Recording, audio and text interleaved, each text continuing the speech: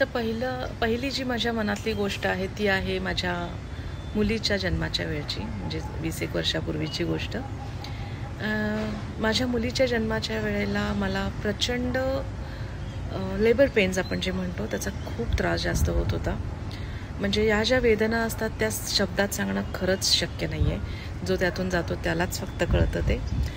पण न जाणे का मी असं ठरवून ठेवलं होतं की कितीही त्रास झाला, कितीही काही झालं तरी तोंडातून शब्द काढायचा नाही. आणि खरं म्हणजे खूप ओरडावंसं वाटत होतं, खूप रडावंसं वाटत होतं, इतकं जास्त दुखत होतं सगळं. पण ठरवलं होतं की नाही ओरडायचं, नाही रडायचं. आणि मी जसं ठरवलं होतं तसं मी केलं. आत्ता जेव्हा मागे पाहून विचार करते की का ठरवलं असेल मी असं. जर का दुखतंय, जर का काही होतंय तर तुम्हाला ते सांगायला पाहिजे, ती गोष्ट व्यक्त करायला पाहिजे. माझ्या लक्षात आलं आपल्या नकळत आपण आपल्यावरती खूप काही बंधनं घालून घेत असतो.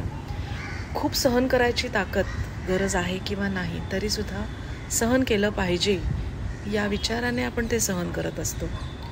पण एक लेसन मला या सगळ्या गोष्टीतनं असा मिळाला की जेव्हा तुम्हाला एखादी गोष्ट दुखते, त्रास होतो तर ते सांगा, व्यक्त करा.